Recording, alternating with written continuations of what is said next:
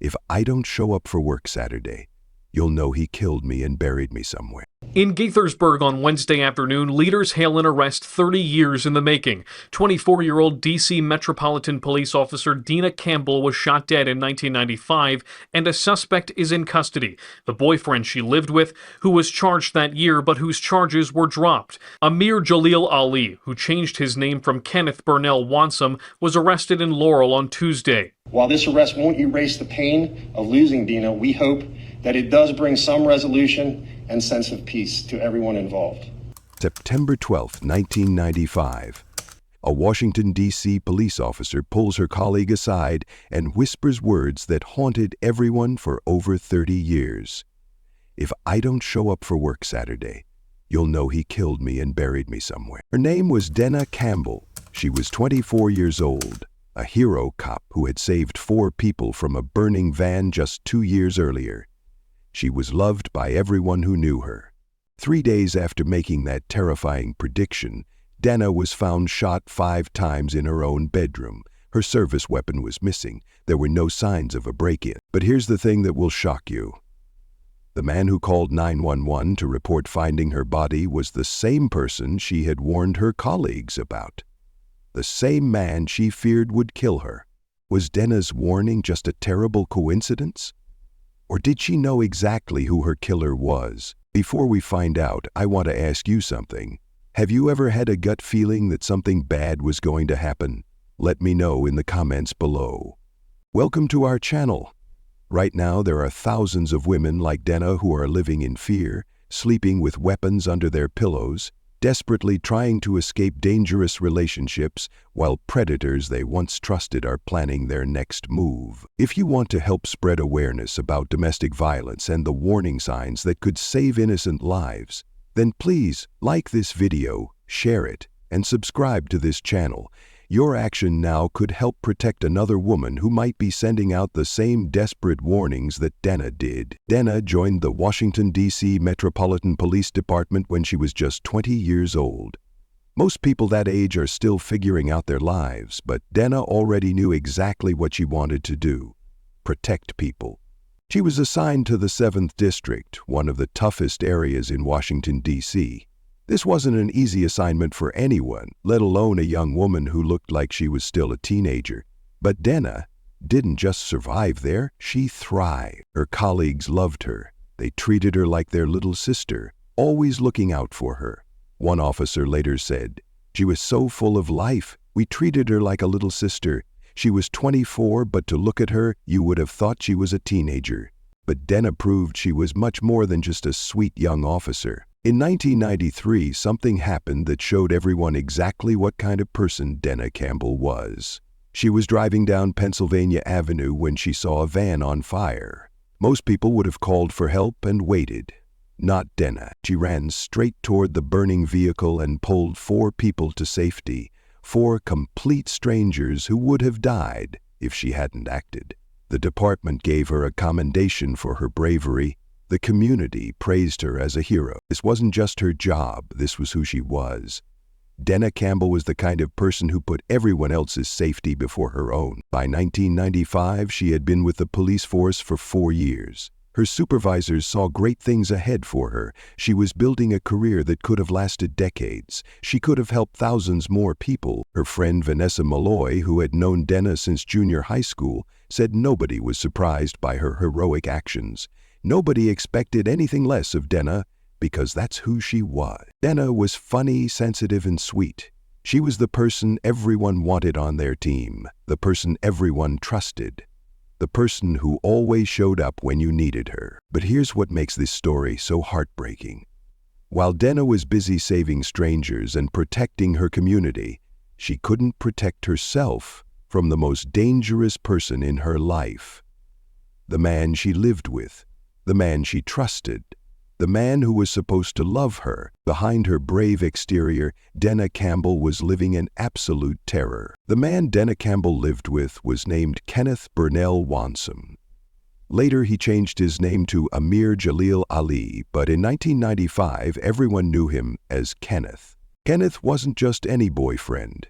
He had a past that should have been a massive red flag to anyone who knew about it. Police records show that by 1995, Kenneth had been arrested 15 times. 15 times. These weren't small crimes either.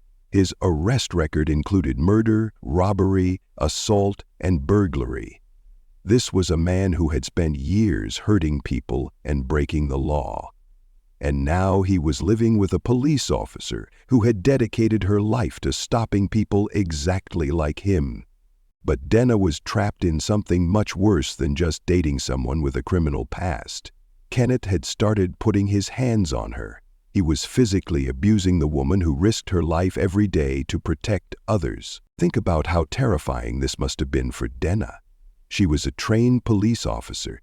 She knew how to handle dangerous situations. She had pulled people from burning cars.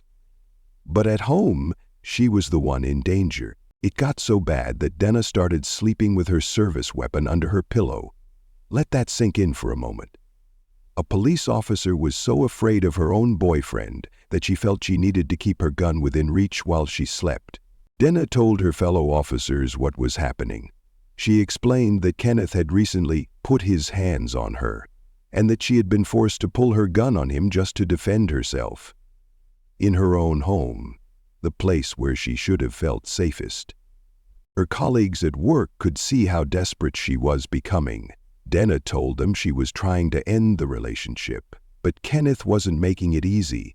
Anyone who has studied domestic violence knows this is often the most dangerous time for victims, when they try to leave. Dena was living a double life. During the day, she was Officer Campbell, brave, strong, ready to help anyone who needed it. But at night, she went home to a man who threatened her life. Her friends and co-workers started noticing changes in her behavior. She seemed more on edge, more worried. She was carrying the weight of knowing that the person who was supposed to love and protect her was actually the biggest threat to her safety. This is the reality for so many women around the world. They're strong, capable people who can handle almost anything except the person they're supposed to trust most. Look, domestic violence affects people from all walks of life, including police officers like Dena. If this story is opening your eyes to these issues, please share this video to help spread awareness. Dena Campbell was running out of time and she knew it. September 12, 1995. Just 4 days before Dena Campbell would be found dead. On this night, an undercover police officer was working at a strip club called the Foxy Code Playground.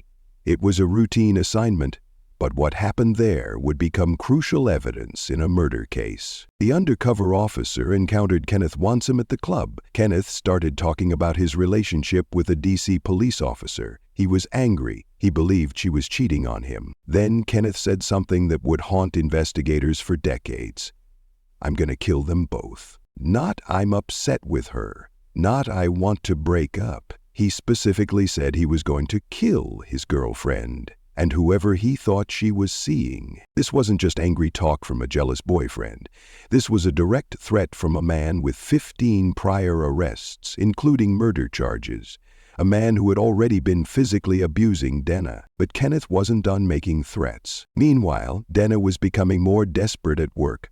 Her colleagues could see she was struggling. The woman who had always been so strong and confident was clearly afraid. Then came the moment that would prove Dena knew exactly what was going to happen to her. Dena pulled one of her fellow officers aside. What she said next would become one of the most heartbreaking pieces of evidence in this entire case. "If I don't show up for work Saturday, you'll know he killed me and buried me somewhere." Think about those words. This wasn't Dena being dramatic or exaggerating. This was a trained police officer who understood violence and danger better than most people. She was telling her colleague that she believed Kenneth was going to murder her. She didn't say, "If something happens to me." She didn't say, "If I get hurt." She specifically said, "He killed me." She knew who the threat was. She knew what he was capable of. And she knew she was running out of time. But Dena didn't just give up. She was still trying to escape. On September 15th, 1995, the night before she died, Dena was working her part-time security job at a McDonald's on Benning Road. She needed the extra money, probably because she was planning to leave Kenneth and start over somewhere safe. During her shift that night, Kenneth called her, Witnesses said they could hear them arguing over the phone. Dena was clearly upset and frustrated. After she hung up on him, Dena turned to one of her coworkers and said something that showed just how desperate she had become. "I've got to end this relationship." Her coworker later told police that Dena seemed desperate to get away from Kenneth. This wasn't just a woman who was unhappy in her relationship. This was someone who knew her life depended on getting away from this man. But ending the relationship with Kenneth wasn't going to be simple. Men like Kenneth don't just let their victims walk away. Statistics show that the most dangerous time for domestic violence victims is when they try to leave. The abuser often sees this as the ultimate betrayal and responds with extreme violence. Kenneth had already threatened to kill Dena and whoever he thought she was seeing. He had already put his hands on her. He had already forced her to pull a gun on him in self-defense. Now Dena was trying to end things completely, and Kenneth wasn't going to let that happen. September 15th, 1995, 1:30 a.m., Kenneth picked up Dena from her security job at McDonald's. According to witnesses, his white t-shirt was clean. No tears, no bloodstains, nothing unusual. Keep that image in your mind. They drove to their shared apartment at 1536 Heather Hollow Circle in White Oak, Maryland. According to Kenneth's story, they arrived around 2:40 a.m. Here's where Kenneth's version of events starts to fall apart. Kenneth told police that Dena asked him to go to the store. She needed ginger ale, mouthwash, and toothpaste. So at 3:20 a.m., Kenneth says he left the apartment to get these items.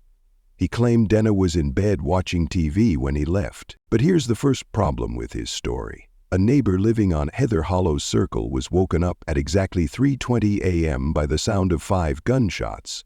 The same time Kenneth claims he was leaving to go shopping. Another neighbor heard something even more disturbing at the same time. A male voice yelling, "I told you not to do this to me." Think about those words. "I told you not to do this to me." This sounds like someone who was angry that their victim was trying to leave them, someone who felt betrayed, someone who had warned their victim not to try to escape. But Kenneth's story continues. He says he spent time driving around D.C. looking for friends at various places that were closed. Then he went to a payphone and left Dena a message. Police later listened to this message. Kenneth said, "Boo, I am stopping at the store to pick up some Listerine and soda, and wondered if you needed anything." Wait a minute. Kenneth's original reason for leaving was to get ginger ale, mouthwash, and toothpaste because Dena asked him to. So why would he call her and ask if she needed anything? He was supposedly already getting what she requested. Police wrote in their report that this makes no sense. Kenneth then says he went to a CVS in Langley Park. The receipt shows he bought items at 4:42 a.m. and paid in cash. Then he drove home. According to Kenneth, when he got back to the apartment, he knew something was wrong. The door was slightly open, he claimed, but police found Kenneth's keys in the bottom lock when they arrived. How could the door be open if his keys were still in the lock? At 5:04 a.m., Kenneth called 911. "Somebody broke into my house," he told the dispatcher. "My girlfriend laying on the floor, bleeding. She's been shot." He also told the dispatcher he just got here and identified Dena as a D.C. police officer. Then he hung up the phone and refused to answer when the dispatcher tried to call back. When police arrived, they found Kenneth waiting outside. Remember that clean white t-shirt from earlier? Now it was torn in the front and covered in bloodstains. Kenneth claimed he hadn't touched Dena's body except to gently touch her forehead when he found her. But somehow his shirt was ripped and bloody. Police immediately noticed there were no signs of forced entry into the apartment. No broken windows, no damaged doors. Nothing to suggest a burglar had broken in. Inside the bedroom, they found Dena's body on the floor. She was wrapped in a comforter with another wrap around her head. She had been shot 5 times. The murder weapon was Dena's own service gun, which was missing from the apartment and has never been found. But the most important evidence was what the autopsy revealed. Dena had defensive wounds on her body. This meant she had fought back against her attacker. She didn't go down without a fight. When police asked Kenneth for his clothes as evidence, they noticed scratches on his back and a large rip in his t-shirt. Kenneth's behavior immediately changed. He became hostile and threatening. He told the detectives that if they tried to take his clothing, he would sink his teeth into their chest and make them regret this day. This was not how an innocent person reacts when police are investigating their girlfriend's murder. Let's look at the timeline again. Kenneth claims he left at 3:20 a.m. to go shopping. Neighbors heard gunshots at 3:20 a.m. He bought items at 4:42 a.m. and called 911 at 5:04 a.m. But here's what really happened. Kenneth shot Dena at 3:20 a.m. during their fight.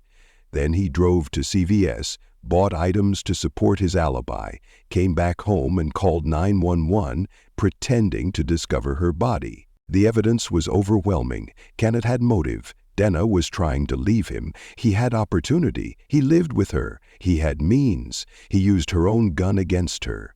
Police arrested Kenneth that same day and charged him with Dena's murder. Finally, justice for Dena Campbell, or so everyone thought. Kenneth Wansum was arrested on September 16, 1995. The same day, Dena Campbell's body was found. The evidence against him seemed solid.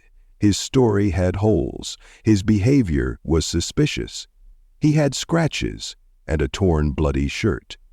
There were no signs of a break-in. Most importantly, Dena had told her colleagues she feared Kenneth would kill her. She had even predicted her own murder just 4 days earlier. Police and prosecutors felt confident they had their killer. Kenneth was charged with first-degree murder. Dena's family, friends, and fellow officers finally felt like justice was coming. After everything Dena had been through, after all the fear she had lived with, her killer was going to pay for what he did. But then something shocking happened. 2 months later, the charges against Kenneth were dropped. Just like that, he walked free. Nobody could explain why. The current Montgomery County State's Attorney, John McCarthy, says he doesn't know what happened back then. I was not privy to, nor do I know, what the conversation was regarding why the charges were dropped at that point in time, he told reporters. The decision was made by his predecessor, and the reasons died with that administration. Dena's family was devastated. Her friends couldn't believe it. Her fellow officers were outraged.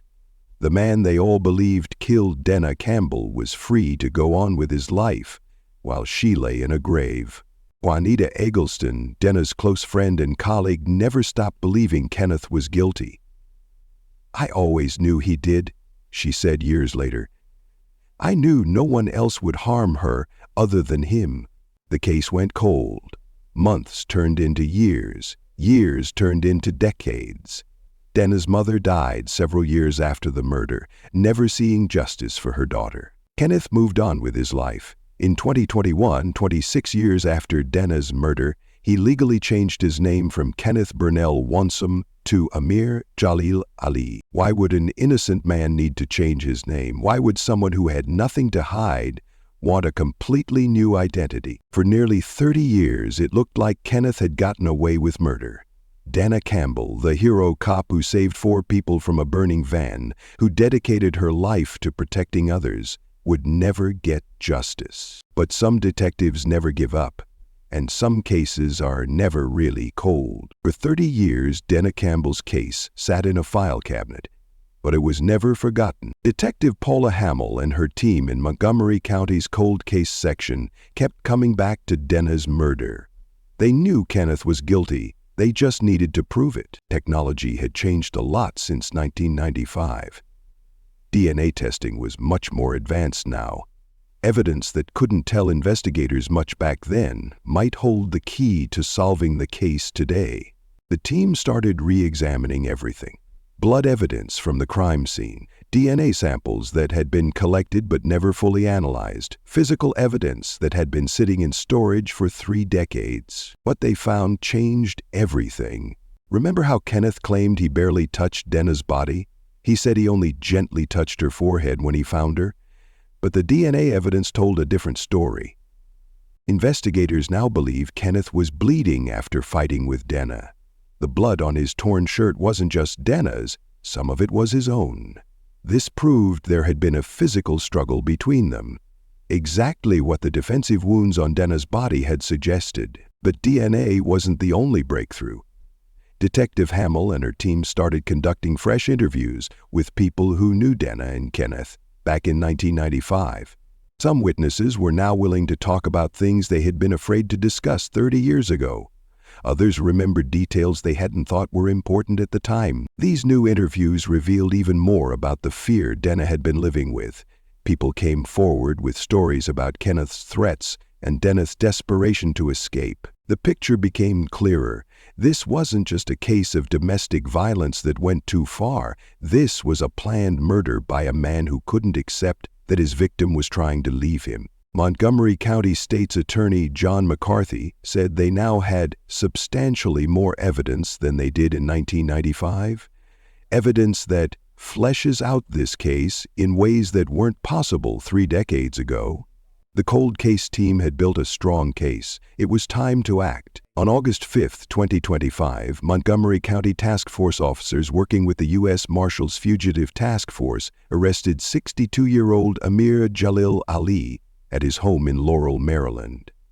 The man who had once been Kenneth Wansom was finally going to face justice for murdering Dena Campbell. Detective Campbell had the honor of calling Dena's father to tell him about the arrest. His response was simple but powerful. Thank God. It had been a long time coming.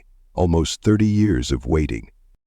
Almost 30 years of wondering if Dena's killer would ever pay for what he did. Police Chief Mark Yamada said his detectives showed true grit and determination, never giving up as they continued to re-examine evidence and follow leads as they emerged. I want to ask you something. What do you think about cold case investigations like this one? Do you believe police should keep working on old cases even when decades have passed? Some people think resources should focus on new crimes, but cases like Dena's show that justice can still be served years later. Let me know your thoughts in the comments. The arrest was just the beginning. Now prosecutors had to prove their case in court. When Detective Paula Hamill called Dena Campbell's father to tell him about the arrest, she expected him to have a lot to say. After 30 years of waiting, 30 years of wondering if his daughter's killer would ever face justice, surely he would have questions or want details. Instead, he could only get out 2 words: thank God. That simple response said everything. A father who had carried the pain of his daughter's murder for 3 decades finally had hope that justice would be served. Sadly, Dena's mother had died several years earlier, never knowing that her daughter's case would be solved. Dena's friend, Vanessa Malloy, said her mother would have been screaming with joy if she had lived to see this day. She would finally have closure as a parent, Malloy said. The arrest sent waves through the law enforcement community. D.C. Metropolitan Police Executive Assistant Chief Andre Wright said Dena had never left the hearts and minds of their department. Amir Jalil Ali is now 62 years old. He's spent 30 years as a free man, while Dena Campbell has been in the ground. His attorney says little has changed since the original charges were dropped and maintains his client's innocence. But prosecutors believe they finally have enough evidence to convict the man who took Dena's life. The trial is still ahead and will be following every development. Justice delayed is not justice denied. Sometimes it just takes longer than we want. Dena Campbell was a trained police officer. She was strong, brave, and capable of defending herself. But even she couldn't escape an abusive relationship. She slept with her gun under her pillow. She told colleagues she feared for her life. She even predicted her own murder. If someone like Dena could become trapped in this situation, it can happen to anyone. The statistics are heartbreaking. Every day, 3 women in America are killed by their intimate partners. Many of them, like Dena, try to leave their abusers and are murdered for it. Dena Campbell predicted her own murder. 30 years later, her prediction might finally lead to her killer's conviction. Dena's legacy isn't just about the people she saved from that burning van or the criminals she arrested during her 4 years as a police officer. Her legacy is also about awareness, about recognizing the signs, about believing victims when they tell us they're afraid. If you know someone who seems to be living in fear of their partner, don't ignore it. If someone tells you they're afraid their partner might hurt them, take it seriously. If this story has opened your eyes to these issues, Please subscribe to our channel for more cases like this one. Like this video if it made you think differently about domestic violence. And comment below with your thoughts about Dena's story.